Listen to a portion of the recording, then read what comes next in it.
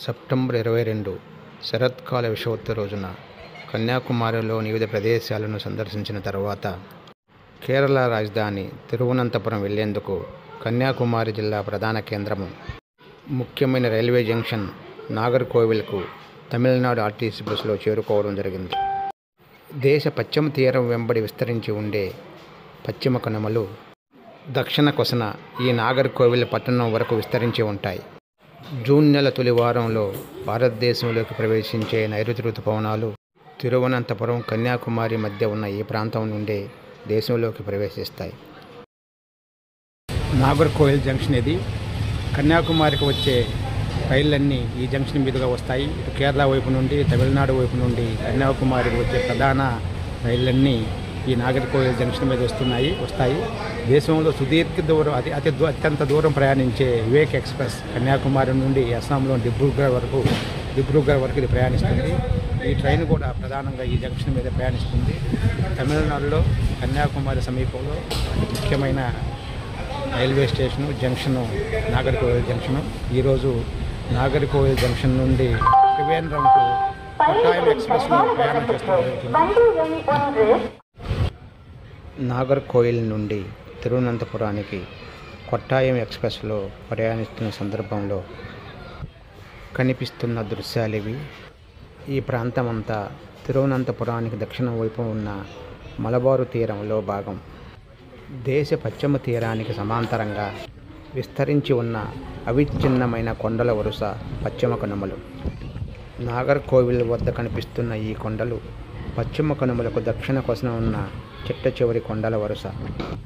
June మాసంలో నైరుతి ఋతుపవనాలు ఆరంభమైన తర్వాత సాగు చేసిన వరి పైరు ప్రస్తుతం కోత దశకు చేరుకున్నది.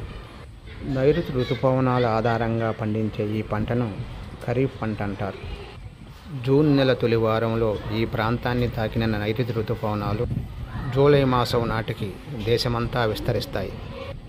ఈ ప్రాంతమంతా స్వాతంత్రానికి ముందు కేరళ రాష్ట్రాన్ని పరిపాలించిన ట్రావెన్కోర్ సంస్థానంలో భాగం. రాష్ట్రాల పునర్వ్యవస్థీకరణలో భాగంగా ఈ నాగర్కోవిల్ ప్రాంతము తమిళనాడు రాష్ట్రంలో చేర్చబడింది.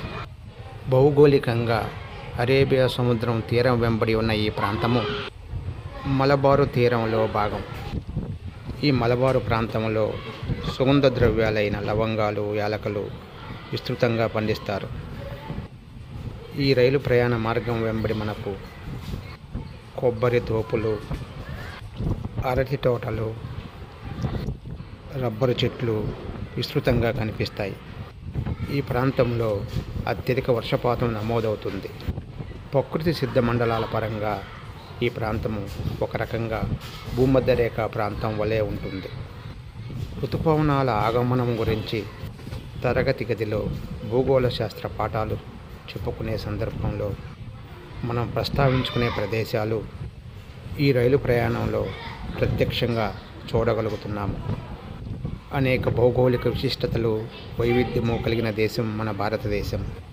మన దేశ శీతోష్ణ స్థితి యొక్క విశిష్ట లక్షణము ఋతుపవన శీతోష్ణ స్థితి. తీవ్రమైన వేసవి కాలం తర్వాత జూన్ నెల తొలి వారంలో నైరుతి ఋతుపవనాలు ఈ ప్రాంతం గుండా దేశమంతా విస్తరించడం ఒక ప్రధానమైన అంశం.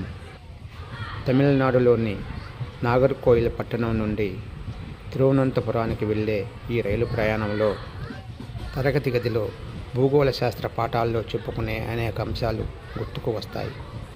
తమిళనాడులోని నాగర్కోవిల్ నుండి కేరళ రాష్ట్రంలోని కొట్టాయం వరకు ప్రయాణించే ఈ రైలు బండిని కొట్టాయం ఎక్స్ప్రెస్ అంటారు.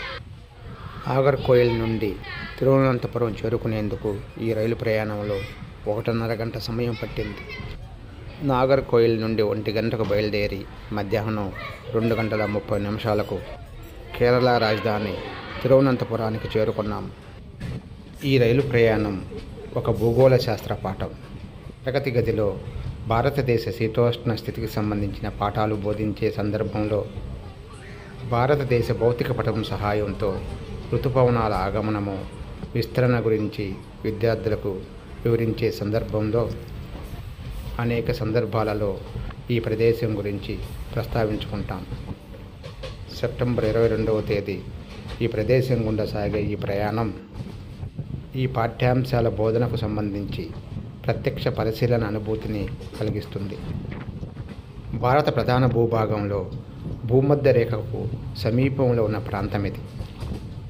బలమైన ఋతుపవన వ్యవస్థ కారణంగా ఒక రకంగా ఈ ప్రాంతమంతా భూమధ్య రేఖ ప్రాంతపు శీతోష్ణ స్థితిని మనం గమనించవచ్చు. దట్టమైన అడవులకు, ఎంతో విలువైన తోట పంటలకు నిలయము కేరళ రాష్ట్రం.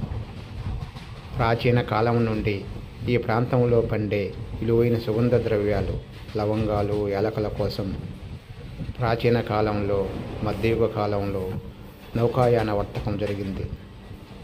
సుగంధ ద్రవ్యాల వర్తకం కారణంగా మధ్యయుగ కాలంలో ప్రపంచ వాణిజ్యానికి భారతదేశం ఒక ప్రధాన కేంద్రంగా ఉన్నది. కొట్టాయం ఎక్స్ప్రెస్లో 1.5 గంట ప్రయాణం తర్వాత రైలు బండి కేరళ రాజధాని తిరువనంతపురానికి చేరుకున్నది.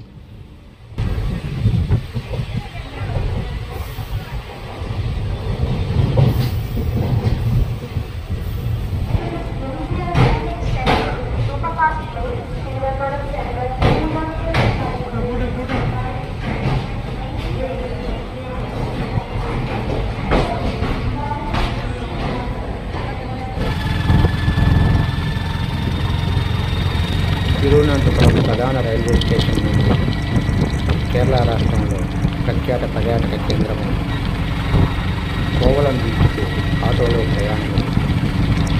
కేరళ పర్యటనకు వచ్చే యాత్రికులు తప్పనిసరిగా సందర్శించే ప్రముఖ పర్యాటక కేంద్రము కోవలం బీచ్.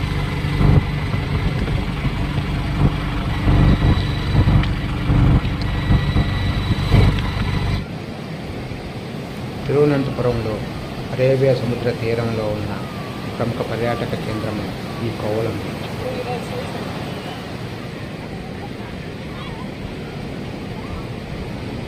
ఈరోజు సెప్టెంబర్ 22వ తేదీ ప్రపంచమంతా పగలు రాత్రి సమానంగా ఉండే రోజు.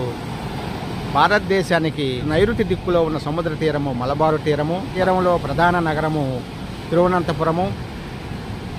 ఈ తిరువనంతపురానికి సమీపంలో ఉన్న ప్రఖ్యాత సముద్ర తీరము ఈ కోవలం బీచ్. ఇది ప్రముఖ పర్యాటక కేంద్రము. ఈరోజు సెప్టెంబర్ 22వ తేదీ ప్రపంచమంతా పగలు రాత్రి సమానంగా ఉండే రోజు. ఈరోజు ఉదయము సూర్యోదయాన్ని కన్యాకుమారి వద్ద సూర్యోదయ దృశ్యాన్ని చూడడం జరిగింది. సాయంత్రము ఈ తిరువనంతపురం వద్ద సూర్యాస్తమయాన్ని చూడడానికి రావడం జరిగింది. అనేక భౌగోళిక విశిష్టతలు కలిగిన దేశం భారతదేశము. భారతదేశంలో ఎంతో ప్రసిద్ధి పొందిన సముద్ర తీరాలు ఉన్నాయి, పర్యాటక కేంద్రాలు ఉన్నాయి. భారతదేశంలోనే కాకుండా ప్రపంచ స్థాయిలో అత్యంత ప్రాముఖ్యత కలిగిన, ప్రాచుర్యం కలిగిన పర్యాటక కేంద్రము ఈ కోవలం బీచ్. తిరువనంతపురం అనే సమీపంలో ఉన్న ప్రఖ్యాత సముద్ర తీరము ఈ కోవలం బీచ్. సెప్టెంబర్ 22 శరత్కాల విషువత్తు. ఈ సందర్భంగా తిరువనంతపురంలోని పద్మనాభ స్వామి దేవాలయ సన్నిధి ఇది. విశిష్టమైన భౌగోళిక వైవిధ్యము, ఘనమైన చారిత్రక వారసత్వ సంపద కలిగిన దేశం మన భారతదేశం. భూగోళ శాస్త్రము, చరిత్ర పాఠాలు బోధించే ఉపాధ్యాయుడుగా మన దేశం యొక్క ఘనమైన చారిత్రక వైభవం గురించి, భౌగోళిక విశిష్టతల గురించి ప్రత్యక్ష పరిశీలన అనుభూతులను ఈ యూట్యూబ్ ఛానల్ ద్వారా పంచుకోవడం జరుగుతున్నది. మరొక వీడియోలో తిరువనంతపురంలోని అనంత పద్మనాభ స్వామి దేవాలయ నిర్మాణం యొక్క ఈ దేవాలయ నిర్మాణానికి సంబంధించి ఒక ఖగోళ శాస్త్ర అద్భుతం గురించి ప్రస్తావించడం జరుగుతుంది. వైవిధ్యమైన భారతదేశ భౌగోళిక విశిష్టతలు, ఘనమైన చారిత్రక వైభవాన్ని తెలుసుకునే క్రమంలో ప్రత్యక్ష పరిశీలన అనుభూతులు ఇవి.